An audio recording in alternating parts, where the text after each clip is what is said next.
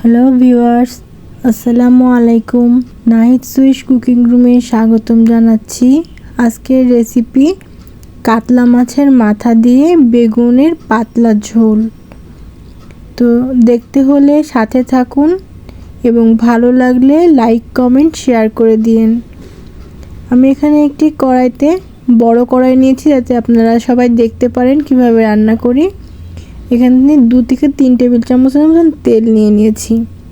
এখানে তেলটা একটু বেশি দেওয়ার কারণ হচ্ছে মাথা দিয়ে রান্না করব, তো মাথাটা একটু ডিপ ফ্রাই না হলে তরকারির মধ্যে একটু আস্তে আস্তে গন্ধ আসে। লবণ হলুদ দিয়ে মাখিয়ে রাখা, সাথে ঝালের গুঁড়োও দিয়েছিলাম। মাথাটা মাঝখান থেকে ফেড়ে এভাবে করে ভেজে নিচ্ছি। মাথাটা অনেক বড় হওয়ায় এর সামনের যে অংশ, যেটাকে আমরা কুণ্ঠা বলি, ওটাকে আমি কেটে নিয়েছি যাতে করে মাথাটা একটু ছোট হয়। না, অনেক বড় সাইজের মাথা, অত বড় সাইজের মাথা দেখলে সহজে কেউ খেতে চায় না। তো মাছের মাথাটা যে পিসটা মাঝখানের পিস, মানে যে পাশ ফাড়া হবে সেদিকে আগে দিতে হবে তেলের মধ্যে। তেলটা ভালো করে গরম করে নিতে হবে, উল্টো দিকটা পরে দিতে হবে। আর মাথাটা ডিপ ফ্রাই করতে হবে এবং একটু সময় নিয়ে বেশি করে ফ্রাই করতে হবে যাতে রান্নাতে মাছের মাথার কোনো ফ্লেভার না থাকে। এবার আমি এরকম গরম তেল নিয়ে মাথার মধ্যে দিয়ে দিচ্ছিলাম যাতে করে ভিতরের গিলু টিলু ওগুলাও যেন একটু ভালো করে ভাজা হয়। তো মাছের মাথা এরকম 2 পিস, যেটা আমি খুব সুন্দর করে গোল্ডেন ব্রাউন করে ভেজে নিয়েছি। এবার সুন্দর করে ভাজা হয়ে গেলে এই মাথাটা আমি তুলে নেব। এবার বাদ থাকলো কুণ্ঠা, আর আমি এর লেজটা এর সাথে নিয়ে নিয়েছি। লেজটা কাটা একটু ছোট হয়ে গেছে বলে ওটা আর তরকারির মধ্যে দিইনি। তো এটাকেও আমরা সুন্দর করে ভেজে নেব। আর এই ভাজার নিয়মটা হচ্ছে আমি ভাজতেছি খুব মাঝারি তাপের থেকে, মাঝারি টু হাই এরকম তাপে ভাজতেছি যাতে মাছটা উপর দিকটা খুব সুন্দর গোল্ডেন হয় আর ভেতর দিকটা একটু জুসি থাকে। মাছটা যেন কড়া ভাজা না হয়, সেই জন্য আমি এটাকে দ্রুত করে ভেজে নিচ্ছি তাপটা বাড়িয়ে। তো এভাবে করে মাছের লেজ এবং কুণ্ঠা 2 পিসও আমি একটু গোল্ডেন ব্রাউন করে ভেজে নেব। উপর দিকটা খুব সুন্দর সোনালি হয়ে গেছে, ভেতরটা অবশ্যই সেদ্ধ হয়েছে কিন্তু নরম আছে। আর মাছের কুণ্ঠাটা প্রচুর তেলযুক্ত, কারণ বড় মাথা তো একটু তেল আছে। তেল বেশি থাকলে সেক্ষেত্রে আপনারা কিন্তু একটু ম্যারিনেশন বেশিক্ষণ করে করবেন যাতে করে ওই মাছের মাথার যে তেলের একটা ফ্লেভার, এই ফ্লেভারটা যাতে একটু কম লাগে। এবার বাকি তেলে আমি প্রথমে আলু দিয়ে দেব। আলুগুলো আমি একটু এই তেলের মধ্যে ভেজে নেব। কোনো হলুদ লবণ কিছুই দেব না, কারণ মাছ ভাজি করেছি, মাছের সাথে যে মশলাটা আমি মাখিয়ে রেখেছিলাম সেই মশলাটা তেলের সাথে কিন্তু মিশে আছে। আর মাছের তেলে তরকারি রান্না করলে কিন্তু খেতে কিন্তু খুব বেশি ভালো লাগে। আলুটা খুব সুন্দর করে ভেজে আমি এর মধ্যে আস্তে আস্তে সব মশলাগুলো দেব। আলুটা আমি ভাজবো 3 থেকে 4 মিনিট ভেজে নেব। ভেজে আমি এর মধ্যে দিয়ে দেব ঝালের গুঁড়া। ঝালের গুঁড়াটা গরম তেলের পরে দিলে তরকারির কালারটা বেশ ভালো আসবে। আর ঝালটা কেমন খেতে চান সেই অনুযায়ী দিয়ে নেবেন। আমার ঝালের কালারটা সুন্দর দেখে অনেক সুন্দর একটা কালার এসেছে, তরকারি কিন্তু অতটাও ঝাল হয়নি। এরপরে আমি এর মধ্যে দিয়ে দেব আদা বাটা এবং রসুন বাটা। মশলা কিন্তু অল্প করেই দেব, এতে করে ঝোলটা পাতলা হবে এবং খেতে কিন্তু টেস্টি হবে। আদা রসুন দিয়ে এবার লবণ দেওয়া হয়েছিল না, আমি লবণটাও দিয়ে দিলাম স্বাদ মতন। আপনারা পরে চেখে নেবেন। আমি পরিমাণ মতন দিলে ওটা যেন এমনিতেই একটু তাড়াতাড়ি মনে হয় যে হয়ে গেছে। এরপরে ধনের গুঁড়া আর জিরার গুঁড়া দিয়ে দেব, দিয়ে খুব ভালো করে এটাকে কষিয়ে নেব। কষানোটা কিন্তু সুন্দর হতে হবে। এবং এই যে রসুন এবং আদার পেস্ট দিয়েছি, এই পেস্টের যে পানি আছে এই পানিতেই গুঁড়ো মশলা দিয়ে কষানো হচ্ছে। আর আমি যেই পাত্রে মাছটা ম্যারিনেট করে রেখেছিলাম সেই বাটিটা ধুয়েই আমি জল দেব। তো তার আগে আমি এর মধ্যে একটু হলুদ দিয়ে দিলাম। হলুদের পরিমাণটা, যেহেতু লাল ঝালের পরিমাণটা কালারটা খুব ভালো এসেছে, সেহেতু হলুদের পরিমাণটা অতিরিক্ত দেব না। এবার আমি ওই পানিটার থেকে কিছুটা পানি এখানে দিয়ে দেব, দিয়ে এটাকে খুব সুন্দর করে কষিয়ে নেব। কষাতেও হবে 2 থেকে 3 মিনিট। এতে করে এই যে আলুটা যদি পূর্ণ সিদ্ধ হতো তাহলে কিন্তু এটা আলুর তরকারি হয়ে যেত। এত সুন্দর টেস্টি একটা ঝোল তৈরি করে নিতে হবে। এই ঝোলের টেস্টটা যদি ভালো হয়, ঝোলটা যদি খাওয়ার মতো হয়ে যায়, তাহলে কিন্তু তরকারির টেস্টটা খুব ভালো আসবে।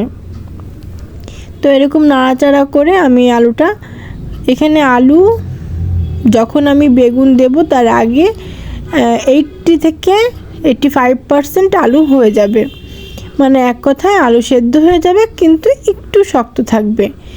তো এভাবে করে আলুটা আমি কষিয়ে নেব। এখানে পানিটা একটু বেশি করে দিয়েই আমি কষাচ্ছি, কারণ এই বেশি পানির মধ্যেই পরবর্তীতে আমি ঝোলের পানিটা দেব, কারণ এই পানিটা যতটা ফুটবে, যত সময় ধরে ফুটবে তত টেস্টি হবে। পরবর্তীতে অন্য পানি দেওয়াতে এই টেস্টটা নষ্ট হবে না। তো এটাকে যখন এরকম করে অনেকটা ফুটে গেল, আর কালারটাও কিন্তু অসাধারণ এসেছে। আপনারা চাইলে এভাবে একটু ট্রাই করে দেখতে পারেন। আর আমার পেজ নাহিদ জুইশ অ্যান্ড ক্রাফট আর গ্রুপ নাহিদ জুইশ কুকিং রুম, এখানে আপনারা জয়েন করতে পারেন, আপনাদের রান্না শেয়ার করতে পারেন। তো আশা করি আপনারা আমার পাশে থাকবেন, এবং আমার রান্নাটা যদি আপনাদের ভালো লেগে থাকে তবে আমাকে কমেন্টে জানাতে ভুলবেন না। আপনারা কমেন্ট করলে আমি সেখানে খুশি হই। আপনাদের ভালোবাসা মনে করে এটাকে আমি আরও এগিয়ে নিতে উৎসাহ বোধ করি। তো আমার এভাবে করে আলু কষানো হয়ে যাবে। আলু কষানো হয়ে গেলে এখানে পরবর্তীতে আমি ঝোলের পানি দেব। সাধারণত আমি বেগুনে পাতলা ঝোল খাই না, তো একটু গরম পড়ছে দেখে আমি বেগুনের ঝোলটা পাতলা করব, সেজন্য এখানে পানি দিয়ে দিলাম। আপনারা আপনাদের তরকারির পরিমাণ মতন দিবেন। যদি আপনারা তরকারির ঝোলটা কম পছন্দ করেন কম দেবেন, বেশি হলে বেশি দিবেন। সাধারণত বেগুন তো একটু পানি তরকারি, এজন্য এখানে ঝোলটা একটু কম খাওয়া আমার স্বভাব, কিন্তু আজকে আমি একটু ইচ্ছা করে এটা ঝোল করছি। তো ঝোল মানে অনেক ঝোল না, হালকা ঝোল। সেটা রান্না শেষ হতে হতে দেখতে পাবেন, যদি আমার রান্নার শেষ পর্যন্ত ভিডিওটি দেখে থাকেন, এবং আমি অনুরোধ করব যে দেখতে সম্পূর্ণ ভিডিওটা। তো পানিটা দিয়ে দিলাম, দিয়ে দেওয়ার পরে এই পানিতে একটা বলক তুলতে হবে, এবং এটা ঢাকনা ছাড়া। যেহেতু আমি এখানে নর্মাল টেম্পারেচারের পানি দিয়েছি, পানিটা কিন্তু একদমই হাই টেম্পারেচার ছিল না, নর্মাল টেম্পার, একটুখানি গরম হতে এটাকে একটু নাড়িয়ে দিলাম। নাড়িয়ে দেওয়ার পরে এটাতে হয় কি যে তলায় লেগে যায় না, যে কোনো কিছু তলায় লেগে যায় না, এবং নেড়ে চেড়ে দিলে উপর নিচ পানি একসাথে করে দিলে এটা খুব দ্রুত বলক চলে আসে। তো দেখতে পাচ্ছেন যে কিভাবে বলক আসছে। অন্য পাশে আমার যে কেটে রাখা বেগুন, আমি আপনাদেরকে বেগুন কেটে দেখাচ্ছি না, মোটামুটি কিন্তু একটা বলক চলে এসেছে। আমি এবার ওই পাশ থেকে যে বেগুনগুলো, আলু যেভাবে কেটেছি বেগুনগুলো আমি ওভাবেই কেটেছি, আর ওই বেগুনগুলো আমি নিয়ে এই টকবগে ঝোলের মধ্যে আমি দিয়ে দেব। কত দারুণ দেখা যাচ্ছে দেখতে। তো এটাকে আমি সুন্দর করে নেড়ে দেব। বেগুন থেকে কিন্তু পানি বের হয়, সেহেতু আমার এই ঝোলটা যে আমি দিয়েছি এই ঝোলটা কিন্তু ধরাই থাকবে, বেশি একটা কমবে না, কারণ বেগুন এই পানির গরমে আরও নিজের গায়ের পানিতে সেদ্ধ হয়ে যাবে, ভেতরে টেস্ট চলে যাবে। এভাবে করে রান্না করে নেব। তারপরে আমি এভাবে করে ওটাকে 2 থেকে 4 মিনিট ঢেকে রাখবো। তারপরে আমি এটাকে নাড়িয়ে দেব। আমার রান্না কিন্তু মিডিয়াম টু হাই আঁচে হচ্ছে, এখানে আমি একদম লো আঁচে করছি না। লো আঁচে বেগুন রান্না করলে কিন্তু বেগুন রান্নাটা ভর্তা ভর্তা হয়ে যায়, এবং বেগুন রান্নার ক্ষেত্রে খুব নাড়াচাড়া করা যাবে না। যেহেতু আমি বেগুনটা দিয়েছি সেহেতু আমি বেগুনটা একটু নাড়াচাড়া করে উপর নিচ করে দিয়েছি। এবার উপর থেকে আমি মাছগুলোকে সুন্দর করে সাজিয়ে এবং ঝোলের মধ্যে ডুবিয়ে দিচ্ছি, যাতে করে মাছের যে ফ্লেভারটা আছে এই ফ্লেভারটা তরকারির মধ্যে চলে যায়, বেগুন আলুর মধ্যে চলে যায়, ঝোলের মধ্যে মাছের ফ্লেভারটা যায়। এবার যে পিরিচটায় আমি মাছটা তুলে রেখেছিলাম ওই পিরিচটাতেও তেল ছিল অনেক, ওই তেলটা কিন্তু অনেক মজাদার, ওটাও আমি ওর মধ্যে দিয়ে দিয়ে ঢেকে দিলাম।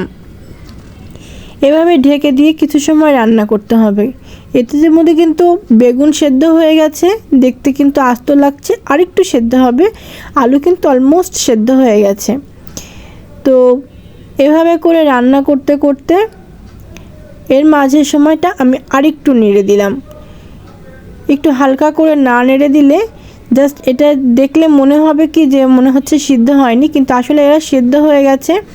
আর এটা কিন্তু একরকম খুলনার আইটেম, যেটা আপনার দেখলে মনে হবে যে তরকারি সেদ্ধ হয়নি, কিন্তু তরকারি সেদ্ধ হয়ে গেছে, রান্না হয়ে গেছে, কিন্তু দেখতে কিন্তু একটু আস্তে আস্তেই রয়ে গেছে।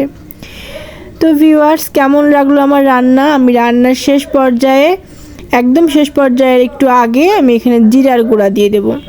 এই জিরার গুঁড়ার কারণে এই ঝোলটা কিন্তু অনেক টেস্টি হবে। সবাই জিরার গুঁড়া একদম শেষে দেয়, আমি শেষ হওয়ার কিছুক্ষণ আগে দিই, 2 থেকে 3 মিনিট আগে দিলেই কিন্তু এই টেস্টটা মাছের মধ্যে, বেগুনের মধ্যে চলে যাবে। এভাবে করে রান্না করে নেব। এটাকে জিরার গুঁড়াটা ভেতরে ফ্লেভারটা যাওয়ার জন্য একটু অপেক্ষা করে আরেকটু সময় জাল দিয়ে দেব। এরপরে এভাবে করে আমি কিন্তু চুলাটা বন্ধ করে দিয়েছি। এবার গরম চুলা টকবক করে হচ্ছে। তো এই ঝোলটা কিন্তু আমার থাকবে। সো ভিউয়ার্স, আবার বলে রাখছি যে যদি আমার রান্নাটা ভালো লেগে থাকে তাহলে অবশ্যই আমার পাশে থাকবেন, কমেন্টে জানাবেন। আর এটা আমার রেগুলার রান্না, আমি সবসময় বলি যে আমি রেগুলার রান্নাগুলোই আপনাদের সাথে শেয়ার করি। সো আপনাদের ভালো না লাগলে আপনারা ইগনোর করবেন, কিন্তু আমার মনে হয় যে খারাপ কমেন্টটা না করাই ভালো, তাতে করে আপনাদের মানসিকতার পরিচয়টা কিন্তু বেরিয়ে আসে। তো ভালো লাগলে পাশে থাকবেন, আমার পেজে রান্না শেয়ার করতে পারেন, গ্রুপে অ্যাড হতে পারেন। আর সাবস্ক্রাইব করা না থাকলে ভালো লাগলে সাবস্ক্রাইব করে রাখবেন। আজকের মতো এ পর্যন্তই, দেখা হবে পরবর্তীতে অন্য কোনো রেসিপি নিয়ে। ততক্ষণ পর্যন্ত সবাই সুস্থ থাকবেন, ভালো থাকবেন। আর আমার রান্না নিয়ে আমার কাছে কোনো কোশ্চেন থাকলে সেটা করতে পারেন, বেশি কিছু বলার নেই। তো আজকের মতো এখানে এ পর্যন্তই, সবাই সুস্থ থাকবেন। আল্লাহ হাফেজ।